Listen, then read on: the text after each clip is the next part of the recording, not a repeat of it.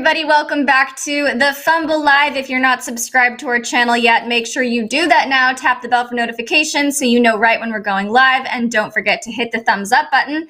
Let's get into the Fumble Squad. You guys, I'm Devin Howard. You can find me on Instagram as @DevinHoward. Chris?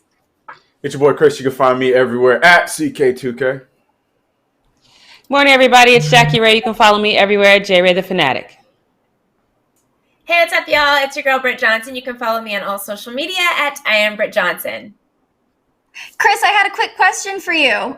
What day is it today? Hump Day, people. I don't know about you guys, but this week's felt like it's been forever. So I'm glad that we're on Hump Day. So I hope all you guys are feeling better than I. So we're almost there. I agree with you. This week has felt very, very long, and I don't know why. So I guess we're all feeling it. The weekend now, we're kind of in the home stretch. Feeling good. But let's get into the first news story, you guys. This one's all about your guy, Jackie, LeBron James. So LeBron is clearing up misinformation about his stance on police brutality and systemic racism. He wants everyone to know that he does not condone violence against anyone, including police. This was in response to a question that he was asked about Alex Villanueva, the sheriff here in LA, who called on LeBron to donate $175,000 in an effort to find a gunman who shot two deputies. So LeBron expressed his condolences towards the officers and openly discussed a need for nonviolence. He said, quote, "I've never in my 35 years ever condoned violence." He also said that he doesn't believe all cops are bad, but acknowledged, quote, that when you see videos of police brutality, you recognize a common denominator, and he feels that it's his responsibility to speak out about it and draw attention to it. He talked about how things like racial profiling needs to stop, and he ended his thoughts saying, quote, "Again, I do not condone violence towards anyone, police, black people, white people, anyone of color, anyone not of color, because that's not going to ever make this world or America what we want it to be." And I have zero comment on the sheriff. I liked that last bit there. Jackie, how do you feel about LeBron's response to this question? I think it's unfortunate he had to answer this question because honestly, it's a stupid question.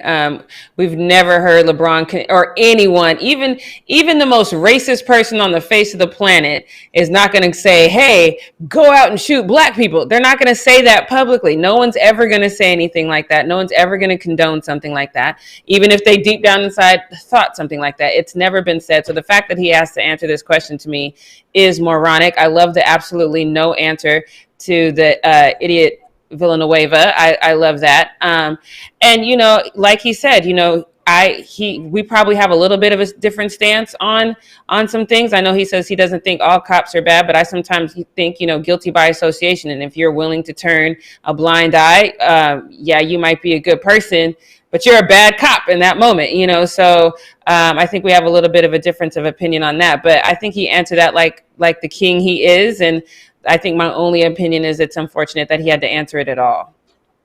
I'm with you. I thought that he answered that really well. And I feel glad that he did make his stance clear on nonviolence, because for whatever reason, a lot of people associate anti-racism or whatever with like, oh, let's go out and beat up cops, which is just obviously not even accurate. And Britt, that leads me to my question for you. Why do you think people are so quick to assume that supporters of BLM are also supportive of violence towards cops?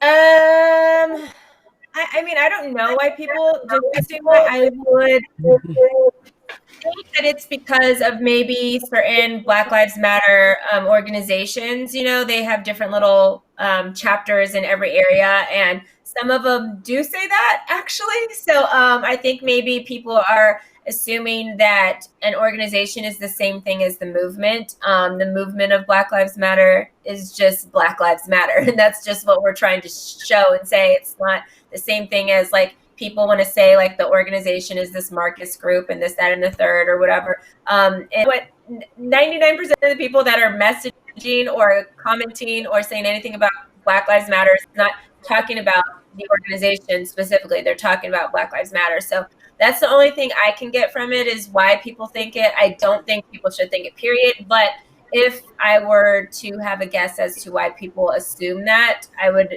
say that would be the reason. Mm-hmm. And then, Chris, I want to hear from you. How important is it that we dismantle this idea that BLM supporters are also advocating towards violence, for violence towards cops? I mean, it is important, but it's also up to those who want to believe that, because that's the biggest thing there. Like any situation that's happening, they try to find the negative and they put the negative and then they push that out to everyone else because they disagree with what we're trying to say, which is very crazy. So they're going to find that one negative, and like Britt said, there might be some spots where that is what they believe, and they're going to paint that as the majority of it. So it is important, but at the same time, I don't mean to compare it to sports or anything like that, but it's like anything else. People are going to use whatever ammunition they can to go against something that they really dislike, and I feel like that's the situation with this as well. Mm-hmm. I don't know if you guys watched on Netflix The Social Dilemma, but it's really, really good. I just saw it. Yeah, it's so good in the way it kind of explains, like, people only, like, things are only going to come up on your feed that you believe in and that you're already searching. So nothing else is going to come up other than what you've already searched for. And like, that's how like social media works and things work in a sense that you're literally like only seeing what you want to see. Like, and you think like, oh, but it's social media. I'm seeing this. Why aren't you seeing that? Well, because we're all what we are looking to see. If you start Googling certain things are going to pop up on your Google based on your location and based on what's trending and what's going on in that moment. So I think people kind of get confused, and maybe they are looking for the bad and Black Lives Matter stuff. So that's all that's popping up on their feed. They're not seeing what really is the 99%. They're seeing that 1% because that's what they're choosing to focus on, which is crazy. And I think sometimes people hear what they want to hear too, because like I know Britt said that there's some sites that Black Lives Matter that do condone violence. I have not personally seen those sites. I have seen sites like I know on my YouTube page, I've gotten several comments of people saying that I'm condoning violence against cops, and that's not even remotely what I said. What I said was that for every action, there is a positive or negative reaction. And if you continue to get away with murdering people, at some point, you have to expect people to try to defend themselves. Exact words I said, and I got several people saying, oh, I'm encouraging people to go out and shoot cops. Right. I'm not encouraging anyone to do that. I'm saying if you don't want people to start taking the law into their own hands, you need to correct this behavior. But that's not what people hear. So people always hear whatever they want to hear that pushes their own narrative. You know what I mean? Mm-hmm. Yeah, that's a great point. You want to surround yourself with people who feel the same way as you, because anybody who's challenging your beliefs is just going to be frustrating. So you guys brought up two really, really great points there. Let's move on into something a little bit more lighthearted. It's all about KD and his thoughts on guys sneaking women into the bubble. So he actually says that he can understand why NBA players are willing to risk everything to get a little bit of action in the bubble. He says that going that long without sex would make anyone go insane. He was specifically referencing Daniel House Jr. and how he was kicked out of the bubble for bringing that female COVID testing person into his room. He said, quote, if you've been in a bubble away from some action for 3 months, I mean, you can't blame him, dog. He also said, I heard it was no females at all outside of COVID testers. The maids were all men. There was nothing but men around. After a couple months, you're done 3-1. Nah, I don't give a F no more, man. So he clearly does not have any issue with these athletes sneaking women into the bubble. So, Britt, what is your reaction to KD's perspective? Can you also not blame Daniel House Jr. for doing what he did? I can't blame Daniel House Jr. because he's married. That's the whole key point to this that everybody's missing. He's married and he has a wife and kids. And if you are down 3-1, you got one more game, my guy, and then you get to go home to your wife. Like, really? And then if you randomly happen to win, guess what? Your wife and kids join you in the next round. So, like, I don't know if he made it. I mean, maybe he didn't make it that far. Like, maybe he had been messing with the girl for a long time, and this is the first time they just got caught up.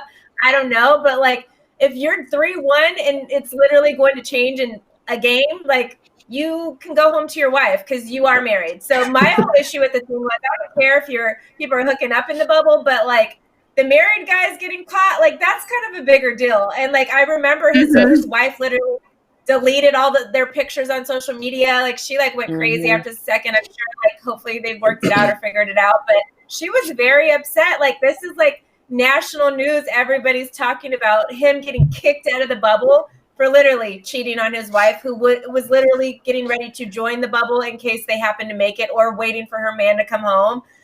Oh, that's my worst thing of it. Yeah, that's a good point. I think it's funny then Katie's sitting there being like, I don't blame him. But it's like, nah, he's married. Chris, do you think the NBA should have considered the sexual frustration that athletes would have experienced in the bubble a little bit more when they decided to put everything on like this? What the hell are they going to do, though? I think they considered it enough by letting them have their family come in at the second round. They're going to have a NBA bubble brothel? Like, I don't know what the hell they were supposed to do about that. I don't know how else the NBA could have considered it than letting the people that make it to the next round, the second round, have their family in. I don't know what else the NBA could have done, so I don't know how to answer that question. They could have done weekly conjugal visits. Like KDs, they what? No bells around. Like they did a good job. I think the only solution I can imagine is they could have done weekly conjugal visits with a negative girlfriend, wife, whatever, tested negative for COVID-19. But how long is that quarantine to get a conjugal visit, then to go back home? I know. Yeah, exactly. It's ridiculous. That's the only way I'm thinking that they could have handled it. But I think that so far, despite these few little one-off instances that we've heard of, the athletes have been handling it pretty well for the most part, at least as far as we know. Jackie, my question for you is, I was hoping I could avoid the booty question. I was like, she's going to skip me on the booty question. Yes. And then here we go. What's your question, Devin? Oh, no. What is it? Do you think men should just learn how to keep their desires in check, or are you with KD on this one? Girl, what man are we talking about right now? Can we go to the next topic? Stop it right now. Look, Priest ain't even keeping it in check. What are we talking about right now? I don't even understand. I don't have an answer. I don't. Lifestyle, sex, whatever you guys need to hear. Oh my God. Oh my God. Guys, this was a tough one to come up with questions for, but it was fun. We had a good conversation. But on that note, it's time to go into the post-up.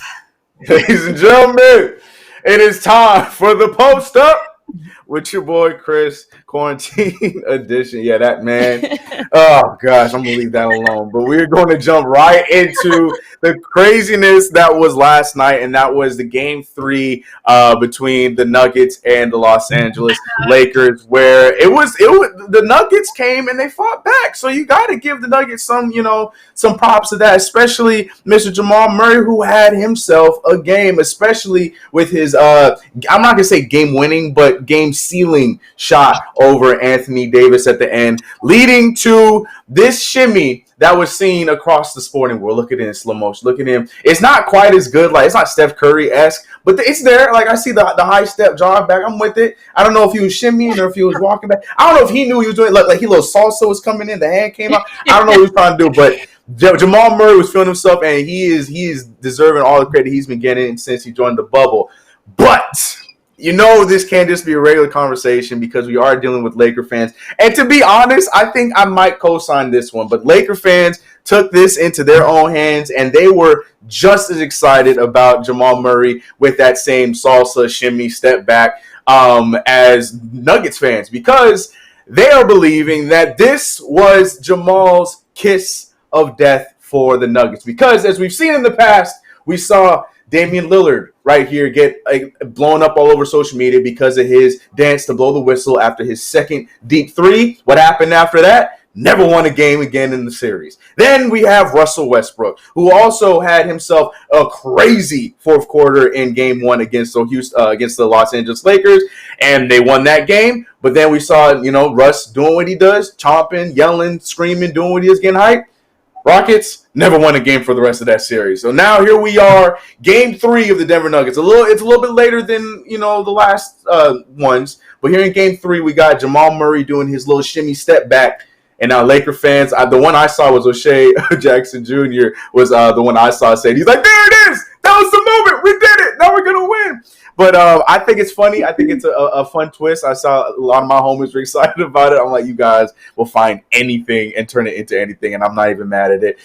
So I got to go to I have to go to the Lakers fan. I got to go to resident Laker fan. I'm going to Jackie first. So hearing that, seeing that shot, Laker fan, Nuggets fan, doesn't matter who you are. Obviously, you didn't want to see it happen because you're playing against them. But you got to give props. Like, yeah, that was a good shot, Jamal Murray. Props to you. But are you on the same camp as a lot of these other Laker fans that are just saying like, there it is. They just killed themselves with that shimmy? Or do you think that is just a crazy coincidence? I am hoping that they are right, because we all have seen Denver has no sit down and take it in them. They will fight to the end. So I am hoping that they are right, because I think his was a little bit more subtle, and like you said, it was maybe unintentional, whereas the other ones were like kind of like, haha, this is that moment, right? So maybe this isn't that. So I'm hoping that even if it was unintentional, the shimmy shake gods are like, nah, you out of here. So that's what I'm hoping. But I still, it's hard for me not to. Yeah, I said it would be a gentleman's sweep. I also said I wouldn't be mad if it went to 6, but it's hard not to, be proud of Jamal Murray in this moment. So I wasn't mad, but I am hoping that everyone's right, and the shimmy gods is like, no. No, we're not with that. We don't like that. But Devin, I got to ask you too, Devin. You're the other Lakers fan here on the panel. Now, this situation is a bit different because the Nuggets are coming off of 2 straight rounds where they came back from a 3-1 deficit. Now, they're not down 3-1 here, but it's a little bit more magic with the Nuggets. But do you think that that's enough for the Nuggets to make this a series, or do you, like Jackie, hope that all the Lakers fans with their conspiracies, do you think that that's going to be enough for the Lakers to just wrap it up now after that game? Well, gosh, I don't know. That's a tough question. Wait, Jackie, did you say something? No, I just laughed because you're like, well, I don't know. No, I think the Lakers still have it. I don't think that I feel like the Lakers still got it. I think they're going to keep fighting, and they're going to keep doing it. So I'm not losing hope or losing any optimism at all. So here's the real question. So Jackie's sticking to her guns with a gentleman's sweep. Are you giving the Nuggets another game, or is that it? The Lakers are going to close it out with the next 2 games? I think the Lakers are going to close it out, and I'm so excited about it. All right. So basically, she's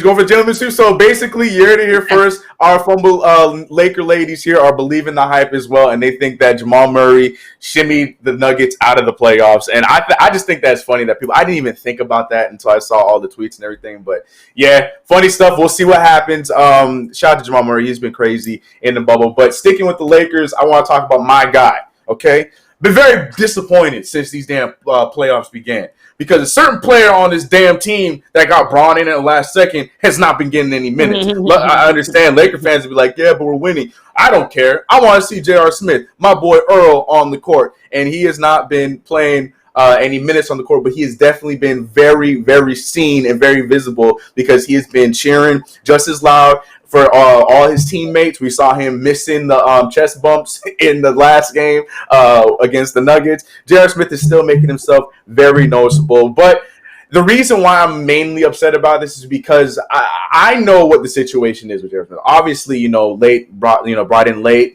chemistry, But, of course, there's going to be the haters because he is J.R. Smith. There's going to be that hater like this one here that's going to have something to say. And this dude tweeted, J.R. Smith, good game, J.R. No minutes, no points, no rebounds, no assists. Great cheerleading. To where J.R. Smith responded to him by saying, yep, my job was done. Support your team, good, bad, or ugly. Don't be a front runner. Hashtag stand on that. And I'm with JR on this. That's what I'm saying. Like, of course I want to see him on the court, but at the same time, in the same breath, I get it. I understand. In J.R. Smith, it's not like he's there wallowing in the they brought me in and I'm not playing. No, J.R. Smith has been just as vocal. And in the bubble where there's no fans in the stands, it helps with the players and that energy they feed off of that energy from the bench. There was a point in the game where Dwight Howard, when the Lakers were down from him a little bit, Dwight Howard drew a foul, and he was hyping himself out, looked at the bench, and he was like, y'all need to get loud. And the bench immediately listened, and then they got loud then. I think that's a big deal. So Jared Smith has been good with that. But on that note, I also want to add this tweet that was in the response to what J.R. Smith said, and I agree with this guy 100%. He said, this dude probably saying he got the same stat line as you, yet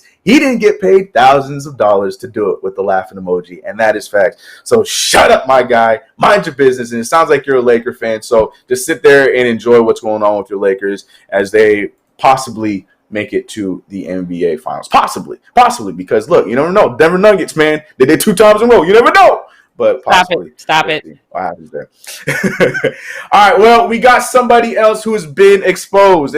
Who would have thought that Raul Neto would have started a trend on the post up? Because ever since then, we've talked about PJ Dozier yesterday, and now I got another young hooper for you guys talking about, and that is Zaire Wade. But this one, there's a lot of pieces to this one. I'm really curious to hear how you guys feel about this one, because from just black and white, looking at this video of another TikTok of a girl calling out Zaire Wade, not another girl calling Zaire, but another girl calling another player out, it looks pretty bad. Because Zaire Wade was with the girlfriend, and now you see there's tweets between them. This is him and the girl on the TikTok. It looks bad, okay? So it definitely looks like Zaire was caught, cheating on his girl of a long time. So it looked bad. I saw this video. I'm like, and I know I don't care too much about the relationship stuff. That ain't my thing. But looking at this, I'm like, ooh, Z, yeah, I don't know what you're going to do about this one. I don't know how you're going to get out of this one. But he proceeded to post on his IG story this picture that simply said, don't give a clout chaser no attention, basically echoing what Britt said yesterday here on the Fumble. And then I'm looking at it, I'm like, yeah, but how's she clout chasing if you kissing up on her in the videos? Like, we see you in like 4K, my guy, how this not working? Well, of course, I had to do some kind of research on this one, because I'm like, he can't be that dumb to put that up on his IG after being caught in the videos. But somebody in response that is obviously way more into, and he's keeping up with the Wades way more than I've ever even dreamed of, because he had the perfect rundown of what I guess is going on with Zaire's love life. He tweeted out saying, he ain't even cheat though. Zaire and the first girl broke up. Then Zaire and this girl got together and broke up. And Zaire and the first girl got back together. A lot of and. No. And she posted this video for clout. So that's according to this guy. Lil Marcus is coming in saying that this was how the situation was run down. Now, again, I haven't been following the situation. And if that tweet and what Marcus is saying is true, then that's a situation where you're like, huh. So maybe we do have a clout chaser on hand. But I'm hearing Britt with the no-no-nos in the background. So please, enlighten us to the situation at hand with this whole thing. Listen. Uh-oh. What does this exact story sound like? Like father, like son? Because what happened with D Wade? Was he with Gabrielle Union, and then did they break up and he had a baby during their breakup and then get back with her? I don't know. This is exactly his father's story. This is freaking insane here. Like, I can't. This is like literally deja vu all over again. Luckily, Zaire is wrapping it up, and none of these girls are pregnant yet. But other than that, you can't be a clout chaser if you guys were booed up. And if you're saying that was the girlfriend, then why wouldn't she have posted those pictures in the first place when they were like first together? Like, I'm just so confused on that. But no, I think the difference between the clout chaser yesterday was she actually made up the story, like that it really happened. This one, like, I mean, they got a ton of pictures together in different outfits, meaning they were together on different occasions a bunch of times, kissing in public and all this kind of stuff. That was his little boo, and so maybe she might be in her feelings. So this might be a heartbroken situation where she'll crazy the single white female movie, like when you all crazy and starts whatever. Maybe it's that kind of situation, but no, I don't think this is like the same kind of clout chasing that I was talking about yesterday. And this is a very like fun moment here. And that's the problem is Zaire. Okay, go ahead. What's up, Devin? No, Chris, you finish your thought and then I'll jump in. All I was gonna say is to go off of what Britt said, because she's not wrong. Because Zaire and I had a problem. I'm not saying I got in trouble, but he tells on himself because, like me, if I look at a picture, I go by my hairstyle and I know when that was in my life, and I'm sure a lot of people can do that. Zaire Wade had the braids going down, then he had the dyed hair, and all of them were in the picture with said girl. And you can look in his recent pictures, his hair was looking one way, and he's looking like that with the girl. So he's telling on himself in those pictures as well, and that's all I was going to add on. But what were you going to say, Devin? Well, he also posted another story that shows that he really doesn't have anything to hide, because he said something like, the real ones know what happened and the real one know what's going on right now. So you guys can keep your drama. I'm going to keep doing me. So he, I think, acknowledges that either he cheated on his current, like, old / current new girlfriend, or I can't keep track, or they had a break, like you guys are saying, and he and this girl, like, you know, were hanging out, the TikTok girl were hanging out, and then he got back together with the old one. But either way, it doesn't really seem like he's hiding anything, so clearly everybody's okay. And his current girlfriend was posting a bunch of stuff like, protect your heart, blah, blah, blah, and she's forgiven him too. So oh my gosh, I did a little digging as well. I was really I could tell. Oh my god! I don't mess with these ladies. Do not fall for it. This is player talk. That's what players say. They try to be like, "Oh, well, I told you this," and like, "Oh, everything's cool here," and they try to act so confident. And then you're like, "Okay, am I tripping?" Like he's gaslighting y'all. Don't believe anything that he's saying. Don't do it. You guys are young. You guys are beautiful girls. Y'all can both get other guys. I'm not going to do this to you. Don't do it. Don't believe him. Don't believe him. Well, I don't know why I lean on this one. I don't know either way, though. Even if that story that Marcus put down there is true, it's still way too close. Because like I said, your hair is telling on yourself, because there's a picture where your hair is dyed and you're with her and you just got your hair dyed, but yet you're with the new girl. It's just too close together. I'm glad you guys got yourself figured out. You and your girl got it all figured out, but the mess was seen by everybody, and it was definitely messy. But yeah, I have that Zaire Wade. Now, from one dude, I don't know. I have no idea how to segue this one. Leo, can we just put the damn picture up of Bill Belichick? Because I need. How do you segue from that to this? Look at this man. This man is a professional NFL coach. And now, this is not new. Now, we know that Bill Belichick is known to come with his cut sleeve shirts and, you know, his raggedy shirt. Like, he don't care. He go out there, say what he needs to say, and goes home about his day. But this one is next level. Jamil Hill, she tweeted out with this picture saying Bill Belichick looks like he just completed Naked and Afraid. No, it looked like he got in an actual fight with the Seahawk after losing that game by the look of his damn the holes in his shirt. I don't know what's going on here, the hair, everything, but this is from one of his later post conferences, and he's just going out and doing this. I don't know whether to clown him or have the utmost respect for this guy to have this much confidence in himself to just go out there just like, this is me. All right, what's your question? What do you want? Like, I don't know which side I lean on, but Bill Belichick, man, he's been doing this for years and nothing has changed at all. Please, does absolutely anybody have anything to say about that? Because that appalled me when I saw that. No, I mean, I was like, is he okay mentally? Is everything okay at home? Like, he didn't have any other shirt he could wear? Should we send help?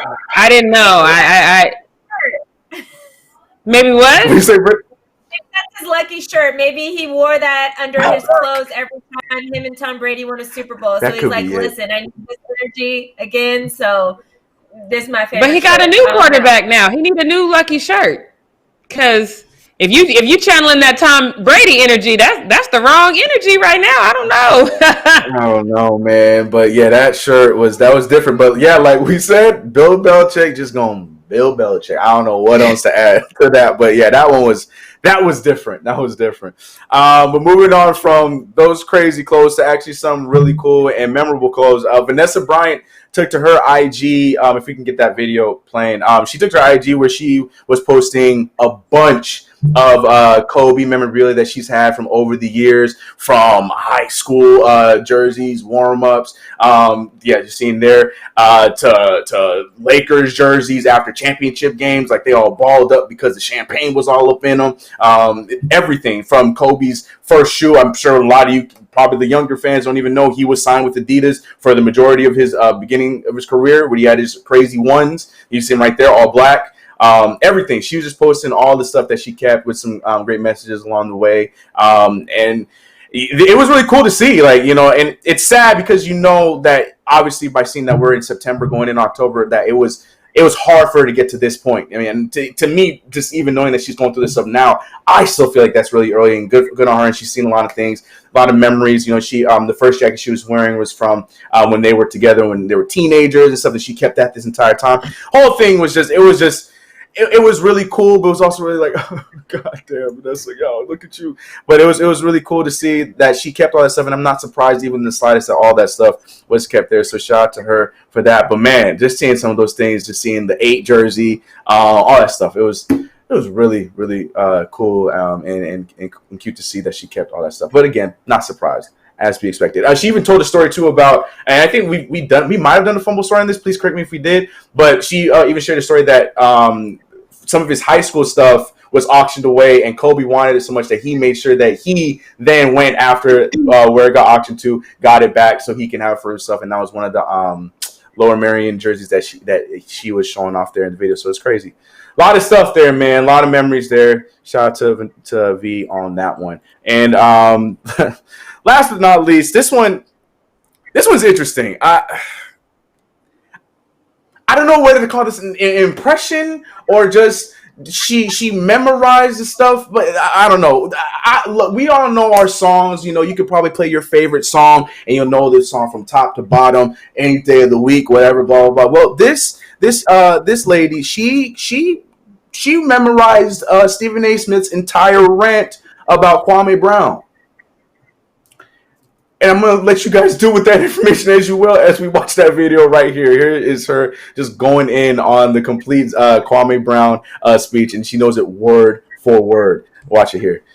This man was a bona fide scrub. He can't play. No disrespect whatsoever, but I'm sorry to go and tell everybody the truth. The man cannot play the game of basketball. He has small hands. He can't catch the ball. He's got bad feet. He can't really move, even though he's mobile. Doesn't really know what he's doing. Doesn't have a post move that he puts to memory that he can do 2 times in a row. He has no game whatsoever. Plays no defense. Doesn't have the heart, the passion, or anything that comes with it. And you're asking me whether they gave up too much? Please. The Los Angeles Lakers knew exactly what they were doing. They should be celebrating right now, and Kobe Bryant should not be saying a word.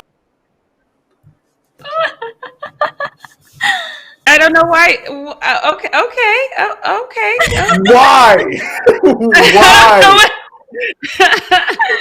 Now, my first thought was like, maybe she's a crazy Kwame Brown fan and this hurt for her entire life, but she's wearing a Heat jersey.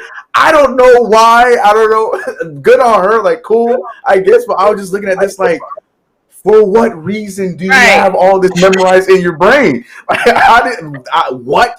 I don't know. But she even had the stuttering down. I don't know. I mean, it's so funny. From like just one day, like, you know, on first take, like, and you should move on the next day. But like, this is me watching Love and Basketball. I know the whole entire movie verbatim. Like, I can't help but say every single line of the movie. It's like I'm the most annoying person to watch. I know the whole entire movie, like the whole hour and a half movie. I know it. Like, but are you going to recite it on your social media though? Are you going to put a camera there? Like, are you going to do that? Movie. I have to watch movies over and over again. You shouldn't watch a news segment over and over. I agree with that. 100%. I don't care. I understand. What were you gonna say, Devin? I have to admit something. I'm gonna put myself on blast here. I'm like this with Titanic, and I recorded myself doing like the back and forth between Jack and Rose, but I didn't post it. It's mortifying. It's in my draft. No. You recorded it? Wait, what? We need a snippet. Posted. No. It's in my drafts. I recorded it. I sent it to my friends and to my mom. They all think I'm a freak, but can you send it to Leo? I would love to close out the show with this. Can you send it to Leo right now? I am willing to embarrass myself on this show a lot, but this, I don't think I I will can do. I will do anything. So wait, is it the entire movie or just like a part of the movie? It's just one scene, but I do know like the majority of the movie. That's fine. And I know you guys probably, you and Britt probably, like you said, you know the entire movie, but I thought you recorded.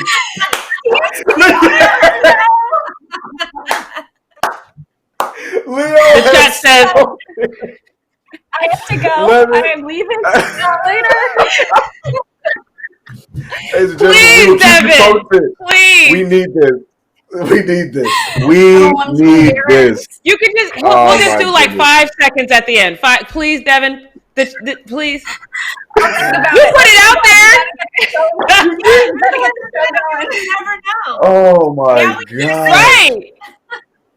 I don't know. I just thought it was funny. I didn't think that I would have to air it on the show. Well, I don't know. You know we always want respect. I'm like, what do you mean? Like you just met us. You did not just meet us today, Devin. What are you talking about? I forgot. You forgot. I'll keep my mouth shut. Oh my next God. time. Oh my God. This is a say less moment. Oh man. I mean, well, she already said too much. It's too late. She already said too much. Oh, the chat has said they want to see receipts. They want you to show us. Leo has posted it. Robert said you can't put the genie back in the bottle. You can't put it back in the bottle, Devin. You know what? I have 20 minutes to decide if I want to do anything about this. So now I'm going to get the show rolling. I'm going to go get back to work here. Jackie, tell us what we not going to do. Okay. What? All right, look, what we not going to do, chat, is relent. Keep spamming the chat saying that you want to see this video until she gives us what we want, okay? But in the meantime, in case you forgot, I'm Jackie Ray. What we not going to do is happening right now. And this morning, it was tough for me because usually I have an idea what I want to talk about when I woke up. I didn't have anything because Lebrons Response was right. I said it was going to be a gentleman's sweep. I had nothing. And then here comes Michael Redd with another one of these, let's just make up something to talk about kind of things, which I'm not a fan of, but I'm not entirely mad about this one because if you don't know who Michael Redd is, he was drafted by the Bucks in 2000 and he was an NBA All-Star in 2004 and he retired in 2012.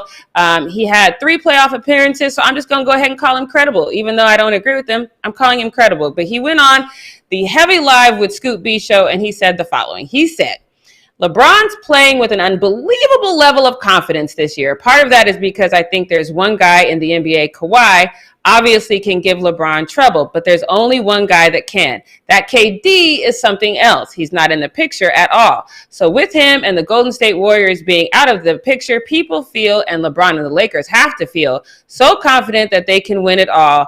Any team, actually, because the juggernaut was just too much. So there's a lot to unpack there. I was a little confused because I would have to say the juggernaut he's talking about is KD and the Warriors, which was specifically built to beat LeBron. So I can co-sign on that because, you know, Golden State did their thing specifically for that reason. But KD is not with the Warriors anymore. I'm not sure if he forgot that. So KD is no longer with the Warriors. And I'm not sure if he's saying that KD and Kyrie, if they were healthy, that the Nets would be a fear factor for the Lakers. Because I personally am going to go ahead and say no. I don't think that that's a thing. So what we not going to do is give KD all this credit. Because either way, losing sucks. Ask Kawhi. But I would venture a guess that losing against a young team that's been overlooked, a young team that nobody expected to get this far, is got to be a little bit worse than losing to a juggernaut that everybody's talking about. And it's far more scary to be in that position to lose to a shimmering Jamal Murray than it is a juggernaut. And like if KD had stayed with the Warriors and then now you got KD, the Splash Brothers, Draymond, all them that are at the same level as you are. I think that's a little bit more scary. At least for me, I don't think I've admitted it. I don't think we've given the Nuggets enough credit because nobody's really talking about them. We've spent more time talking about what the Clippers did wrong versus how hard the Nuggets worked to get to where they were, to be in that position and to actually win. So I don't think we're giving the Nuggets enough credit. And because of that, I would just think that that's more scary to me. Losing to somebody nobody's talking about. That's just me. But Chris, what do you think? If KD and Kyrie were both healthy, would the Lakers or even the Clippers, for that matter, would they be more fearful of a healthy KD and Kyrie than they were anybody else in the West? You had to come to me. You did this on purpose. I mean, Devin came to me with the booty question, so I'm coming to you on this one.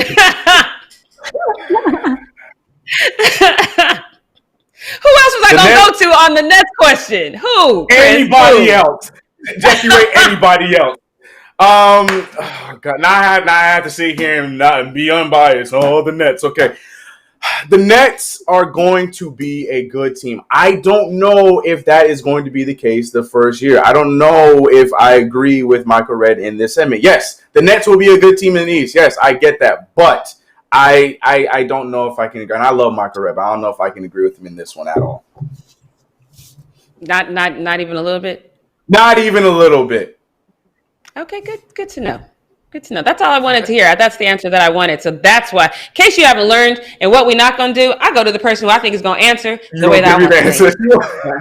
So you know. If you didn't know, now you know. So I posted this just a little while ago on my Instagram page at the top of the show because I wanted to see if anybody would respond to this video that we're going to get to. I got a bunch of like question emojis and like people doing their mind exploding. I didn't get an actual verbal response. So I'm counting on you guys in the chat to give me some responses to this one because I'm not entirely sure what's happening on this one. If you don't know, the race for the Stanley Cup continues today.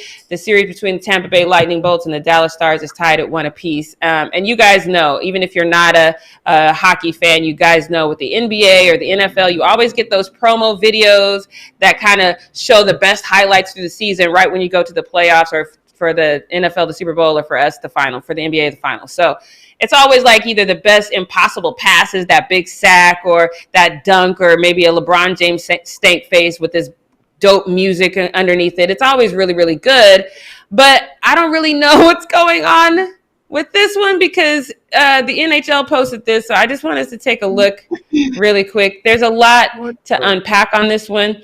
We're starting this in the middle. So there is some stuff that we're missing as far as like their little sayings about how, you know, they're putting it all on the line. And then they end with this, that it's worth it. So the whole thing starts with the price is steep. It leaves its mark, but the sacrifice doesn't go unnoticed. And in the end, every bruise, every ache, every scar is worth it.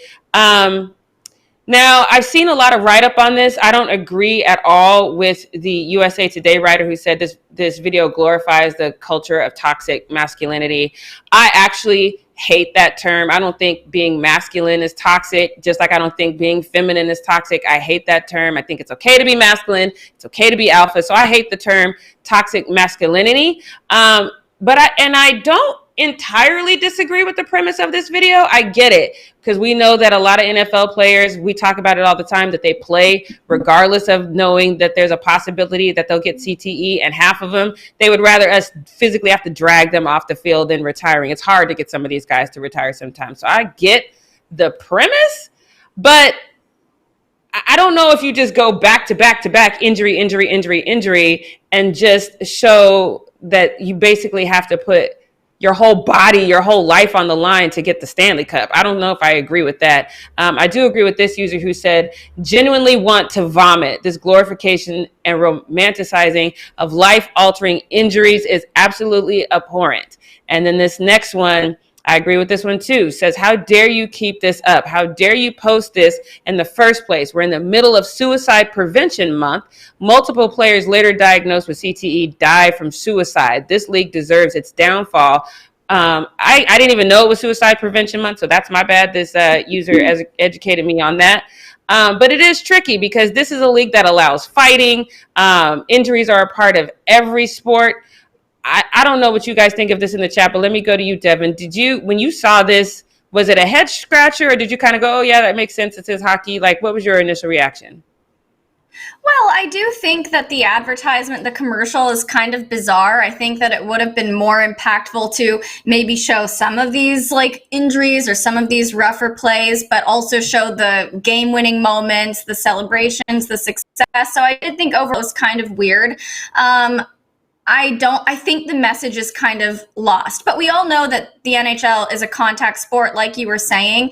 And I do think that it kind of, simplifies these injuries that some of these athletes might be facing or experiencing. So I don't know. I kind of sit on the middle here. I think it's a little strange. I don't think it's that effective, and I do think that it glorifies injuries for sure, and these guys putting their bodies and their health on the line for the game.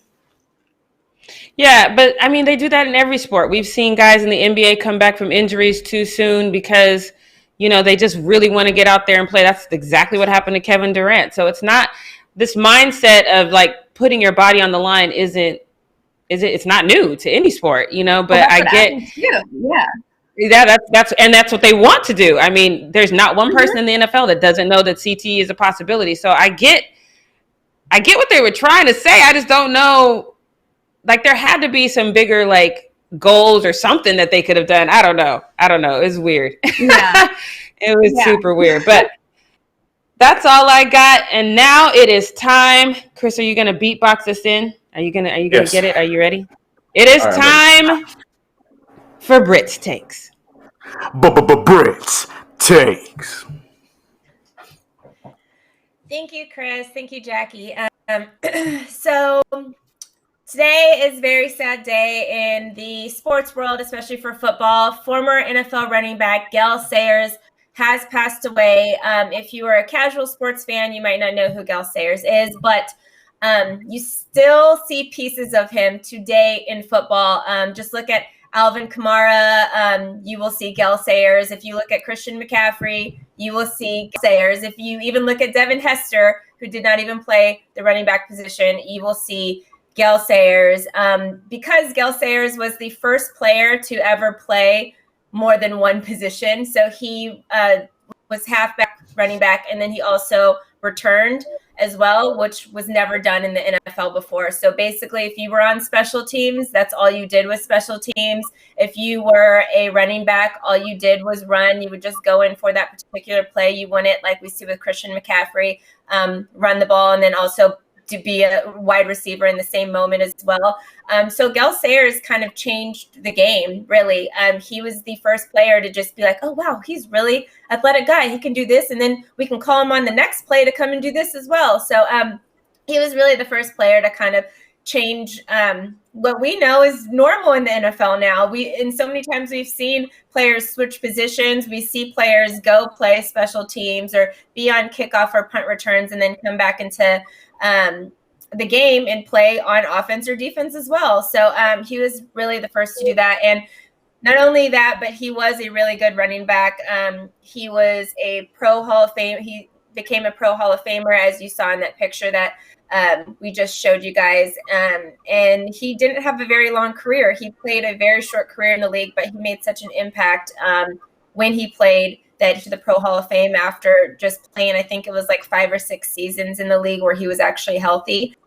But I kind of wanted to go into what Gale Sayers kind of meant to the community, because in society, we kind of talk a lot about legacy and legends and, oh, this person's a legend and this person has this great legacy. And when you look at Gale Sayers, a lot of you guys don't even know who he is, unfortunately. But I think which I've always lived by is impact over legacy. And really that's what Gale Sayers is. Like, obviously I think he's a legend as well. Like, and I think his impact kind of made him become a legend in that sense, because really how we see football played today is basically due to what Gale Sayers was able to do. He wasn't asked to do that. They weren't like, let's try something new. It wasn't a coach's decision. He was just like, hey, can I please do this? And can I please do this? And then another thing that we saw huge is the fact that I don't know if you guys ever watched the movie Brian Songs. I would hope if you're a sports fan, you've seen that movie, but he had wrote an autobiography called I Am Third. And after his autobiography was written, he basically inspired what then became Brian's song, who Billy D. Williams, who is another legend in my book, played him in the movie. And the movie was basically the relationship between his teammate and him, and how we all know his teammate Brian died from cancer at an early age, but they were also the very first players in NFL to be roommates together that were interracial. So obviously Gale Sayers is Black, Brian was white, and they were the first to decide themselves, like, hey, like we should room together. And the movie's basically about their friendship together and how they kind of like changed the NFL in that aspect too, because this is like 1965, 60. I think he was drafted in 65. So 1965, 66, where they decided like, let's be roommates. And then like all the people in the NFL were like, the Black players were over here and the white players were over here. And they're like, we don't like mix with each other. Obviously we saw moments like Remember the Titans and stuff when they kind of, we all want to be over here. We're all going to whatever. And then just the decision to make them room together was like horrible in the beginning. But this was the decision made by Gale Sayers and Brian, who decided to room together. And then their relationship until obviously Brian unfortunately died from cancer. But Gale Sayers just made a huge impact, not only on football, but as a human being as well. I really got really sad about this story because I interviewed him in 2014. And like, when I met this man, I was just like, oh my God, like just his energy and his humbleness, like, because he had already become a Pro Football Hall of Famer at this time. And he was great. And I knew all this stuff about him. And he was just like, I was just like, so, and I'm just like spitting off stuff because I'm just like, oh, remember in this situation or that situation, this, that, and the third. And then obviously because he played for the Bears, people kind of looked at guys like maybe Walter Payton over him, or even, I mean, not for the Bears, but like a Jim Brown.